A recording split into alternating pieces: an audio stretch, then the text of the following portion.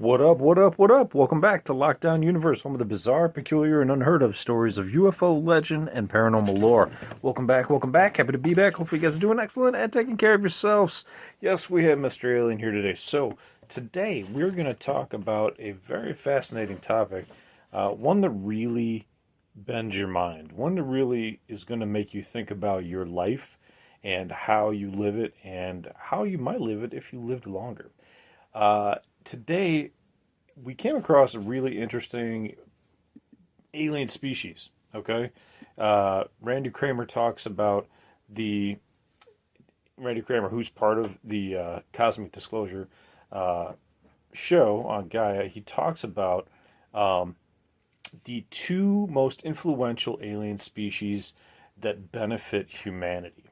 And when he talks about them, he talks about the Troglodytes, which are these skinny blue creatures that live millions and millions of years, and the bronze ones, which are the ones I wanted to talk about today. The bronze ones are apparently the ones he's had the most experience with, and so we're going to talk about those. So these beings he has met, they live millions and millions of years is their lifespan. Each one has millions upon millions of years of lifespan. Isn't that amazing? And I wanted to talk about how that might influence us as a species, how they might influence us and other species, and how that puts our own lives into perspective. So, we're aware that there's plenty of species visiting Earth. Some of them good, some of them bad. Most of them are within our galaxy, right? Is our understanding. There's not a lot that travel outside of the galaxies. That seems like it'd be a lot. That seems like it would be a ton of space to cover, and it would be tremendously difficult. So, we believe that, the reptilians, Pleiadians, all these, are within our galaxy. Tough to manage a large amount of space and police that space. So although these bronze ones might want to assist us, tough to police all of the different species. There's a picture on here. It's pretty interesting. It's really cool looking. Just wanted to share it with you guys. But one of the interesting aspects of these beings is that they want all species. It doesn't matter where you are at, where we are at as a civilization, or where the people on Venus are as a civilization, or where, maybe the Planet of the Apes, wherever that is as a civilization. They want all of them to progress, to grow and ascend. Now, isn't that interesting in one aspect? It seems altruistic, and it seems like maybe that's a good idea, but I have to imagine, and you have to imagine as well, I would imagine you would imagine, that might not be the best idea. That a very warfaring species, we don't want them to technologically progress, because then they're going to go out into the star system and just destroy things like the reptilians. However, if you have a species that seems to be doing well, you'd want them to progress. Now, let's go back to these bronze ones for a second. These guys have lived millions upon millions of years. You could almost think of them as gods, okay? Right? That seems like it'd be a fair assessment. If you live millions upon millions of years, it seems like, okay, you'd have an unfair advantage. You would have so much knowledge, and your perspective of what you expect to happen throughout your lifetime would change dramatically. Okay? For example, let's say, a human lives 70 years. And we're expected to progress so quickly. And we're expected to become adults by the time we're 18. Well, that seems a bit silly, doesn't it? Given the fact that if these bronze guys live to be millions and millions of years, 18 would be a drop in the bucket, wouldn't it? 18-year-olds have no idea what the hell they're doing or what's going on. Most of them don't. I mean, some, very few, very small percentage, maybe like 1% are super advanced intellectually, and you know, they're emotionally intelligent. I wasn't. I'm sure most people out there are not, and even at 30 and 40 and 50 are still not. We have road rage incidents. We have all kinds of people ending up in jail and doing stupid things, and just all kinds of ridiculousness. So when we think about the expansiveness of living millions upon millions of years, it's like mind blowing to think about how far you could advance in that period of time. Let me show you a picture of what they say they look like. You can see right here, kind of cute, right? Little bronze guys with a brown kind of like poncho thing with a hoodie that just drops down, and they got these black eyes, and it's kind of a cute little scene there. But it made me think about what each species has to go through to become the species that they become, right? One of the things that is interesting to look at from a humanistic perspective is, what are all of the ages that we went through? The progressive ages of intelligence, technology, innovation, that kind of thing. And do other species go through that? Is it a natural progression, like the Fibonacci code or the Fibonacci sequence that all plants and animals seem to go through? Or is it something that's very specific to us? So that's something I wanted to do a bit of research on. Obviously, we had the industrial age, we had the progressive era, where we, spawned trains and cars and all kinds of things. But then we had, the Stone Ages, we had the Bronze Age, we had all of these different ages that we had to get through to become where we are, what we are today, this progressive era, and moving forward. So these bronze ones are not the only species that are out there. These bronze ones are considered a creator species by Randy Cramer. But there's also the Troglodytes. They are also a creator species. He states what all species that are creator species do is they go out and they've been here for millions upon millions of years, is they create. They came to this universe and they found that it was vastly empty, is what Cramer says. He says that they tried to figure out, what are we going to do? What are we going to do with all of this land and all these planets that seem fertile, but they don't have species growing yet? So they tinker. It's like a little toy set. So they try to. How I imagine it happening is they have ships. They drop down, they go to a planet, and these ships have holographic sensors and holographic displays.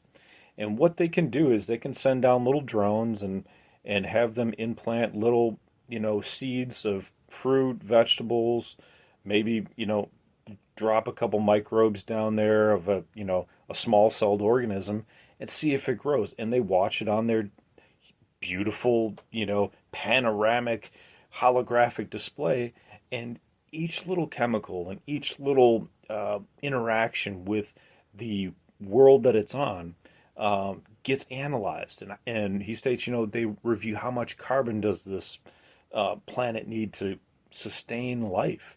How much more oxygen does it require to sustain life? How much more water as a landmass would be required to allow the species to progress?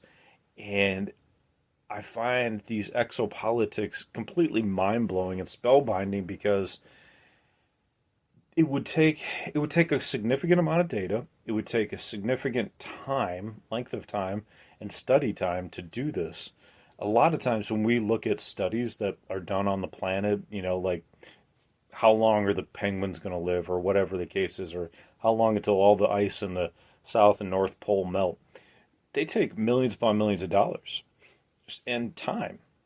So these species, if they live millions upon millions of years, really have to take their time, but they didn't mind taking their time. He stated that they were working on a planet, and they said it would take like 20 million years to um, get this particular study done, just one study on this particular planet.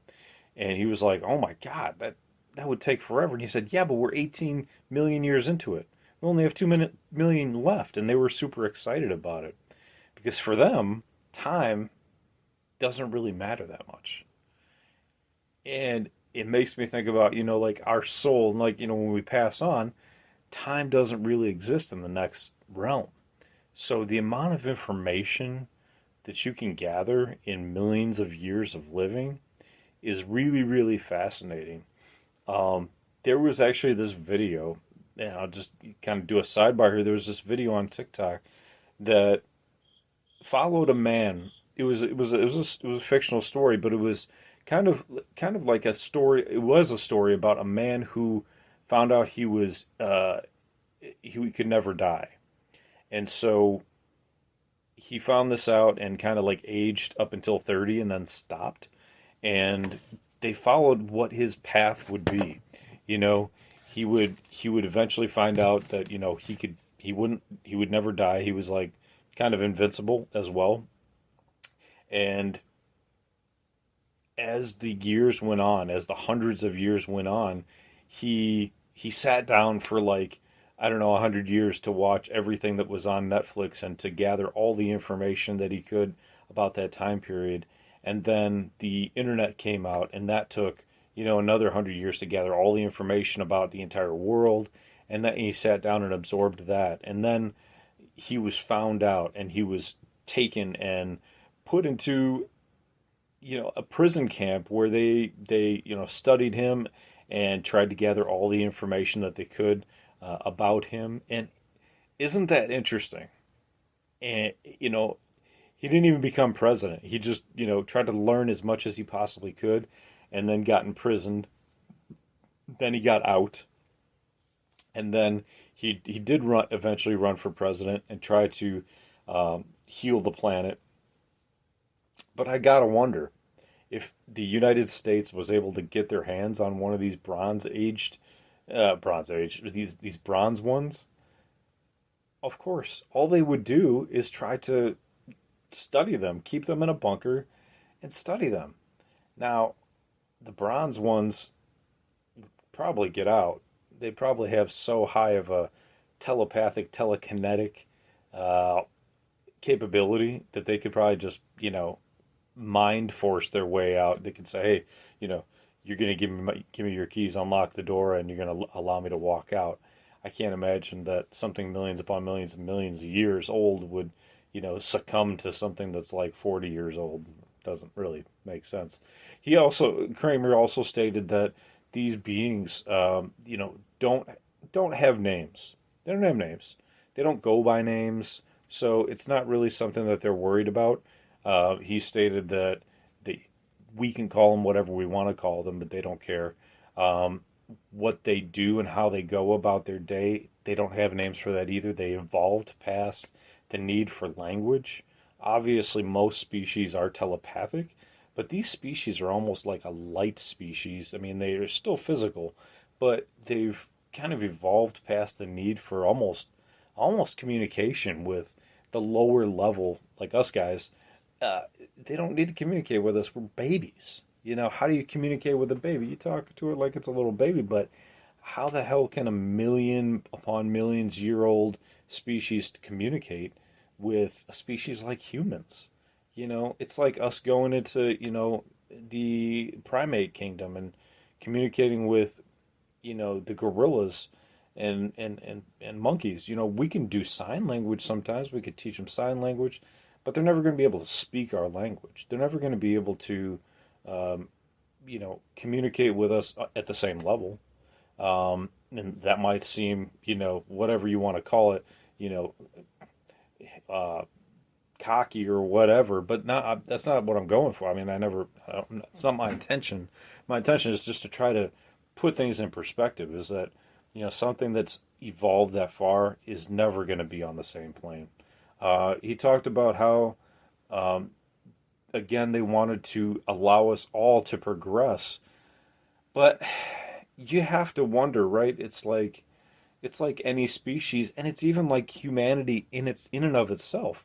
How many times have we grown as a society and then fallen? We've seen the rise and fall of Rome. We've seen the rise and fall of the Aztecs. We've seen the rise and fall of the USSR. We've seen the rise and fall of Hitler's Germany. We've seen the rise and fall of so many other countries and societies that rose to like such a high level and then just, you know, eroded underneath their own auspices and their own arrogance. So that's what I feel. That's what I feel happens so many times with humanity, and you can learn through that. And I think we are learning through that, but it seems like we're still kind of like stuck. We're stuck a bit, and I feel like the bronze ones probably say, okay, humanity's stuck a little bit. Maybe they give us some sort of assistance spiritually. Maybe they allow us to learn certain spiritual aspects, and ascend mentally and spiritually that way. Do you ever feel like you hear maybe some positive speaker or some intelligent speaker and you get those goosebumps? You're like, wow, like that guy's got it. He's he or she has got the information that I resonate with. Whether it's somebody like Stephen Hawking or Neil deGrasse Tyson or none of those guys. Maybe it's at your church. Maybe it's not at church at all. Maybe it's like your loved one. Maybe it's a teacher that you had in college or high school. But it's something that resonates with you, and that's maybe where they can assist us is through giving the highly evolved souls more energy to produce a higher ascension as we go along. Um, I think when we, as ufologists, and we continue to review ufology, and we continue to be amazed by spaceships, we also have to be amazed by what's inside of us and what's inside of our spirit and what we're capable of. We're capable of healing. We're capable of physically healing. We're capable of spiritually healing others. Just by being together and speaking together, we can heal each other. We can help each other live longer. We can pray for other people or spiritually think for another person, or we can complete Reiki with our hands if you believe in that. Many people have had good experiences with those positive healing experiences. There's people like Charlie Goldsmith that was a healer and had a television show on TLC. If you want to look that up, I did a podcast on him. There's these individuals that are bringing it to us, but we're just kind of, we have to be at that point of acceptance to believe in it, to accept it before we're going to ascend. But I think that it's interesting to look at these Bronze Age individuals and look at the timeline that they live on. When we look at like humanity and we expect so much to be done, right? We expect so much out of our children to you must complete math and you must complete this, and if you don't do this, you'll be a failure. Could you imagine these bronze ones or any species that lives millions upon millions of years to be worried about the progression of the first 18 years of their life? Sure, you want them to progress and be positive and be successful, but I have to imagine their society is completely different. Their society probably embraces individuals who are creative and positive and are capable of design, capable of thinking long term, spiritually mature individuals that can guide an entire society or an entire planet towards a positive future. These beings have to be able. I mean, if they live millions upon millions of years, okay, that could be a scientific success story that they've completed, and it may have absolutely nothing to do with spirit. But as we all know, technology can come and it can ruin a society just like that. Okay? Technology can come right now and end us. AI could come and end us. So for those that don't that believe, oh, okay, well, maybe they just figured out the DNA sequencing and they've survived because of their science, and they just figured it out and they survived. Sure, you can survive for millions of years, but I guarantee you, if humans lived for millions of years, we would blow ourselves up way before we got to that million-year mark. We're just too aggressive. We're too unwilling to accept people's differences. We're too unwilling to agree on things. We're too unwilling to have an open eye for people that are different than us. And I'm not talking about just I'm talking about thought processes. I'm not even talking about, racial differences, political differences, men versus women, nothing like that. Nations versus nations. I'm just talking about willingness to be open. And that's where we really need to get to, is willingness to be open and acceptance. And we need to get to a spiritual place where we can understand what that other person is feeling. And we have to have the telepathic capability to do that. We're just not there. We're just not there. We could embrace it and we could work on it. And that's a spiritual endeavor that these bronze ones probably did billions of years ago, if they can live millions of years. And so we have to get to that point where we're not going to blow ourselves up if we figure out the genetic sequence to live 10,000 years, 1,000 years, so on and so forth. If we get to that point where we can live 10,000 years, I guarantee you we would have to progress spiritually and probably just like give up like all technology, and work on our spiritual compassion and understanding of one another. And I'm talking about years and years and years of development. I'm talking about, longer than a lifetime, because we have to get to a point where we understand what the other people need and why we need it, why these people need it, why certain individuals and certain portions of the planet need certain things, and how to best allocate our resources, and whether or not we need to go off planet first, or whether we need to develop here first and utilize and figure out how to manage our resources better so that we can go off planet, we can develop, and we can survive, as a species. So that's something to think about. I think that if we were a creator species, and go out into the galaxy and start to plant on other planets, let's just take Mars for example. We start working on Mars and we make it like Earth. We terraform it like Earth. Who's to say we're going to make it any better than our current political society and financial issues that we have here? We're still the same people. So we're just going to take the same problems to another planet. It's just like the Crusades, trying to take over vast swaths of area and make it their own, or like the colonization of Earth, right?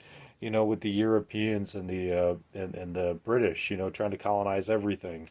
You're just going to take the same thought processes elsewhere. We have to look within. We have to become truly accepting of ourselves and all of the different versions of humanity, and then, and only then, I think, should we really be trying to jump out into another planet, much less another solar system, because we're only going to end in true disaster. But I wanted to give you this podcast because I wanted to give you the ability to think about yourself and the way that you live your life in this limited time that we have. We only have maybe 70 years. If you're lucky, maybe you only make it to 44, 45. Maybe you only make it to 30. don't put too much pressure on this lifetime because this lifetime is super short.